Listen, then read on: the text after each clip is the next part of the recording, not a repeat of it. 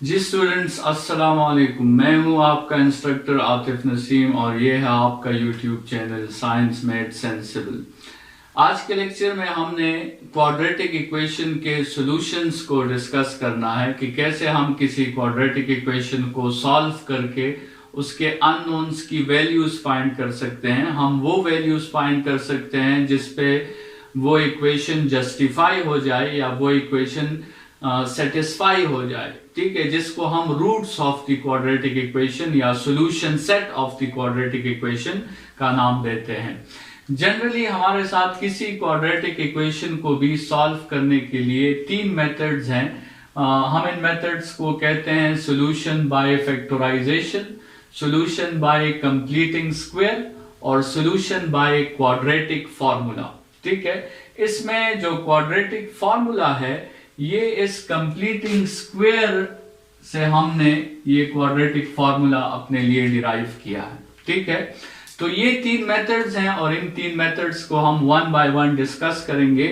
सबसे पहले हम फैक्टराइजेशन के मेथड को इस लेक्चर में डिस्कस कर रहे हैं, फिर उसके बाद कमिंग लेक्चर्स में हम कंप्लीटिंग स्क्वायर और क्वाड्रेटिक फॉर्मूला के मेथड को भी डिस्कस करेंगे। ये तीनों मेथड्स यूज होते हैं किसी भी क्वाड्रेटिक इक्वेशन को सॉल्व करने के लिए या उसके लिए अननोन्स फाइंड करने के लिए। यहां पर एक बात याद रखें कि आपके दो किस्म के क्वेश्चंस आ सकते हैं। एक हो सकता है कि फैक्टराइज द इक्वेशन और दूसरा होता है solve the equation. Factorize the equation का मतलब यह है कि आपने अपने हायर ऑर्डर इक्वेशन को सिर्फ फैक्टराइज करना है, सिर्फ आपने उसे लीनियर फैक्टर्स में कन्वर्ट करना है।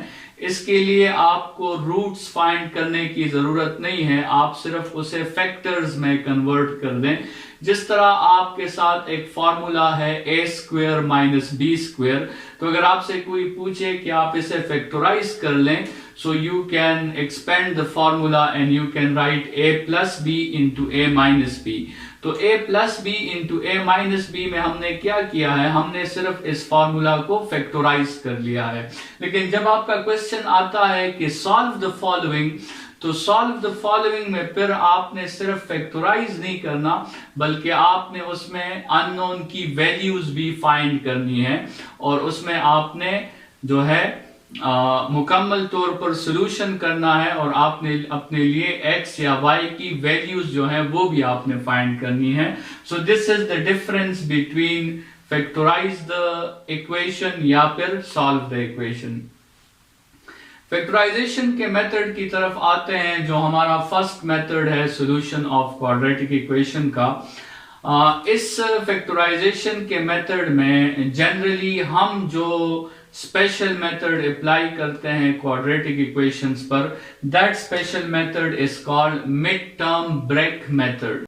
इस मेथड में जनरली क्या होता है कि हमारे साथ जो मिडल टर्म होता है उस टर्म को हम दो हिस्सों में तकसीम कर देते हैं। मतलब हम क्या करते हैं कि क्वाड्रेटिक इक्वेशन में जो तीन टर्म्स हैं, हम इन तीन टर्म्स को चार टर्म्स में कन्वर्ट कर देते हैं और फिर हम इससे ऐसी एंटिटीज कॉमन लेते हैं कि हमारे साथ बहुत आसानी से एक फैक्टराइज्ड फॉर्म आ जाता है और उस फैक्टराइज्ड फॉर्म से फिर हम अपने लिए रूट्स निकाल लेते हैं। So that method is called mid term break method. ठीक है, अभी इस 2x को आप मुख्तलिफ तरीकों से ब्रेक कर सकते हैं। इस 2x को आप मुख्तलिफ तरीकों से दो हिस्सों में कन्वर्ट कर सकते हैं।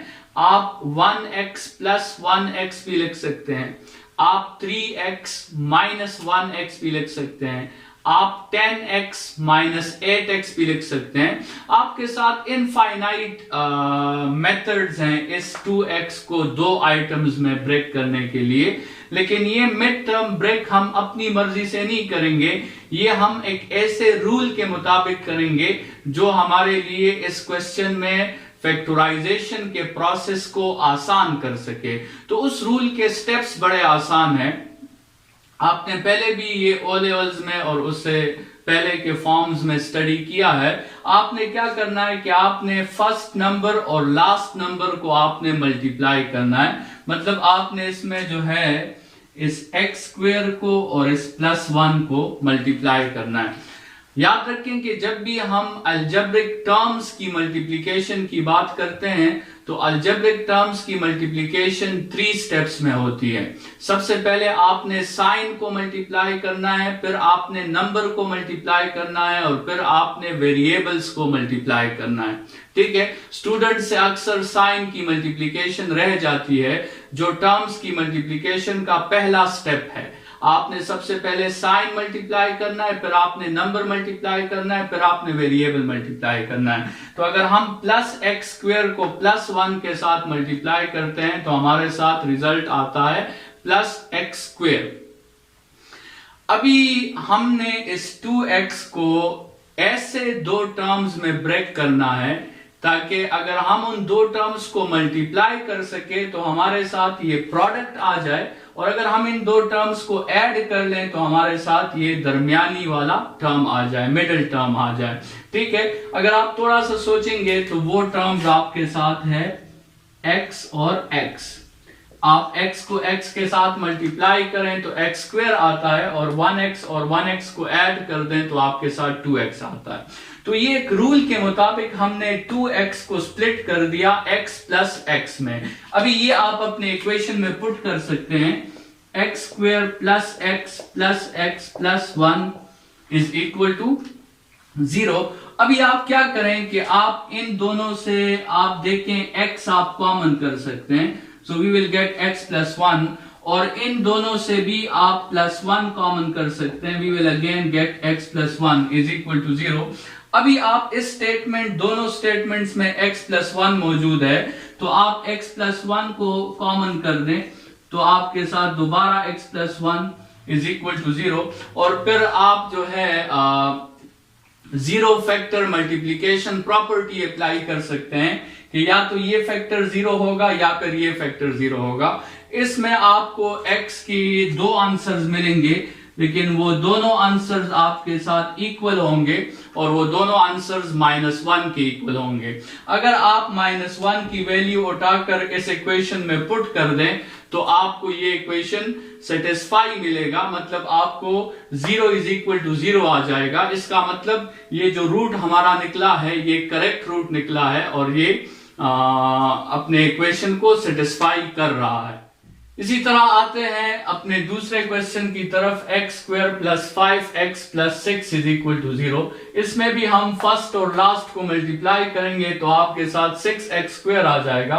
अभी हमने इस 5x को दो ऐसे टर्म्स में कन्वर्ट करना है कि मल्टीप्लिकेशन से आपके साथ 6x² आ जाए, लेकिन उनकी एडिशन से आपके साथ 5x आए। तो अगर आप अपना थोड़ा सा लॉजिक यूज करें तो आप आसानी से बता सकते हैं कि इनमें एक जो है वो 2x है और दूसरा टर्म आपके साथ 3x है। इनको मल्टीप्लाई करें तो आपके साथ 6x² आता है और ऐड करें तो आपके साथ 5x आता है, अगर हम इसे ऐड कर दें। ठीक है, तो ये हमने 5x को दो नंबर्स में स्प्लिट कर दिया। अभी आप लिख सकते हैं कि x² plus 2x plus 3x plus 6 is equal to 0। आप इन दोनों से x कॉमन कर लें तो x प्लस 2, और इन दोनों टर्म्स से आप 3 कॉमन कर लें तो आपके साथ दोबारा x plus 2 is equal to 0 आ जाएगा। अभी आप x प्लस 2 को कॉमन कर दें तो x plus 2 into x plus 3 is equal to 0, और इससे x की एक वैल्यू आपको -2 मिल गई, दूसरी वैल्यू आपको -3 मिल गई। तो ये दो आपके साथ रूट्स हैं और इन दोनों रूट्स को आप अपने इक्वेशन में चेक कर सकते हैं, आपके साथ ये इक्वेशन सेटिस्फाई होगा। इसका मतलब इनमें से एक रूट भी हमारे साथ एक्सट्रानियस रूट नहीं है और सॉल्यूशन सेट में ये दोनों आंसर्स आपके साथ मौजूद होंगे।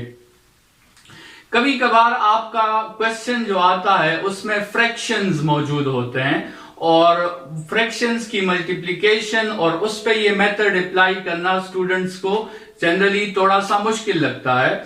तो अगर आपके साथ किसी फ्रैक्शन का क्वेश्चन हो, जैसे ये क्वेश्चन आपको नजर आ रहा है, तो इसमें पहला स्टेप आप ये करें कि इस क्वेश्चन से आप फ्रैक्शन को रिमूव कर दें।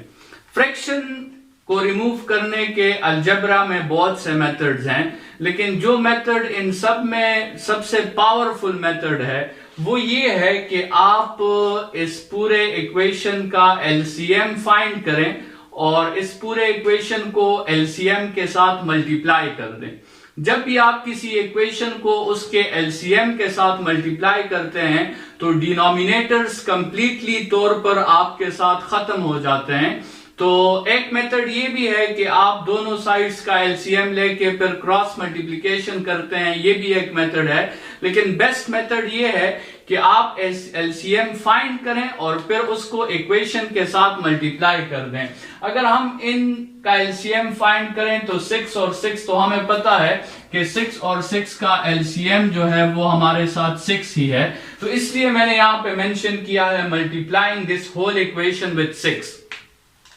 Multiplying the whole equation with 6 का मतलब यह है कि आप हर टर्म को 6 के साथ मल्टीप्लाई करें, इज इक्वल टू के राइट हैंड साइड पर भी और लेफ्ट हैंड साइड पर भी। तो यहां पर 6 कैंसिल हो जाएगा, यहां पे 6 कैंसिल हो जाएगा और इस +1 के साथ 6 मल्टीप्लाई हो जाएगा तो ये +6, और 0 के साथ भी आप 6 मल्टीप्लाई कर दें तो 0 ही आता है। So you will get this equation, और ये इक्वेशन फिर उसी तरह है जिस तरह हमने ये ऊपर वाला इक्वेशन सॉल्व किया। एक बात बहुत इंपॉर्टेंट याद रखें कि कभी कभार आपके साथ इस तरह के इक्वेशंस आएंगे जिसपे ये मिड टर्म ब्रेक का मेथड आपको लगेगा कि ये अप्लाई नहीं हो रहा। जैसे इस इक्वेशन को आप देखें, x² + 10x + 4 = 0। इस इक्वेशन में अगर आप फर्स्ट और लास्ट को मल्टीप्लाई कर लें तो आपके साथ 4x² आता है। अभी आप 10x को ऐसे दो टर्म्स में कन्वर्ट नहीं कर सकते जिनको मल्टीप्लाई करने से आपके साथ 4x² आए। तो इसका मतलब ये क्वेश्चन जो है it can not be solved by mid term break method और it can not be solved by factorisation. यहां से आपको आइडिया हो जाना चाहिए कि हमारे साथ जो फैक्टराइजेशन का मेथड है वो उसकी लिमिटेशंस हैं, उस पे हम हर क्वेश्चन सॉल्व नहीं कर सकते। उस पे कुछ खास क्वेश्चंस हैं जो सॉल्व हो सकते हैं, लेकिन हर क्वेश्चन आप फैक्टराइजेशन से या मिड टर्म ब्रेक मेथड से आप हर क्वेश्चन सॉल्व नहीं कर सकते। ठीक है, तो याद रखें कि फैक्टराइजेशन ये एक पावरफुल टूल नहीं है। आपके साथ जो मिड टर्म ब्रेक मेथड है it is not a powerful tool, इससे आप हर क्वेश्चन सॉल्व नहीं कर सकते। ठीक है, लेकिन हमारे साथ जो दो और मेथड्स हैं जिसको हम कंप्लीटिंग स्क्वायर या क्वाड्रेटिक फार्मूला कहते हैं, इन दो मेथड से आप हर किस्म के क्वाड्रेटिक इक्वेशन को सॉल्व कर सकते हैं। जो limitation mid term break method में है वो लिमिटेशन आपके साथ कंप्लीटिंग स्क्वायर के मेथड में या फार्मूला के मेथड में नहीं है। ठीक है, तो कंप्लीटिंग स्क्वायर और फार्मूला के मेथड से आप हर क्वेश्चन सॉल्व कर सकते हैं, लेकिन फैक्टराइजेशन के मेथड से आप हर क्वेश्चन सॉल्व नहीं कर सकते। यहां पे ये बात याद रखें कि फैक्टराइजेशन का मेथड सिर्फ उस इक्वेशन पर अप्लाई हो सकता है जिस इक्वेशन के रूट्स जो आपके साथ होंगे, जिस इक्वेशन के आंसर्स जो होंगे, अगर वो रेशनल नंबर्स हैं।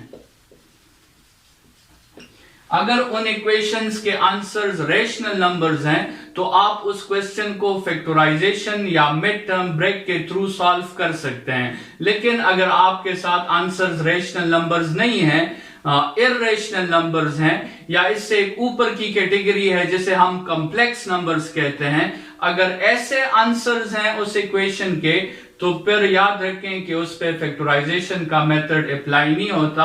उस पे फिर आपने कंप्लीटिंग स्क्वायर या फिर फॉर्मूला का मेथड अप्लाई किया। यहां पर जो हमने रूट्स फाइंड किए हैं उसमें आपको एक अंदाजा और भी हो गया होगा कि कभी कभार हमारे साथ रूट्स इक्वल आते हैं और कभी कभार हमारे साथ रूट्स अनइक्वल आते हैं। ठीक है, किसी इक्वेशन को सिर्फ देखकर हम ये अंदाजा लगा सकते हैं कि इसके रूट्स इक्वल होंगे, अनइक्वल होंगे, रियल होंगे या कॉम्प्लेक्स नंबर्स होंगे, या वो रेशनल होंगे और या वो इर्रेशनल होंगे। ये भी बहुत इंपॉर्टेंट लर्निंग ऑब्जेक्टिव है जिसको हम नेचर ऑफ रूट्स कहते हैं। तो ये भी आने वाले लेक्चर्स में हम डिस्कस करेंगे। किसी इक्वेशन को देखकर हमने उसके रूट्स के नेचर को आइडेंटिफाई करना होगा और हमें ये मेंशन करना होगा कि इनके रूट्स जो हैं रियल है, कॉम्प्लेक्स नंबर्स हैं, इक्वल है, अनइक्वल है, या रेशनल या फिर इरेशनल है। और ये भी बहुत इंपॉर्टेंट टूल है जो आपके एएस मैथमेटिक्स में मुख्तलिफ किस्म के क्वेश्चंस में कंडीशंस के तौर पर यूज होता है, तो उन कंडीशंस की भी फिर हम बात करेंगे। फिलहाल के लिए इतना ही। Thank you students.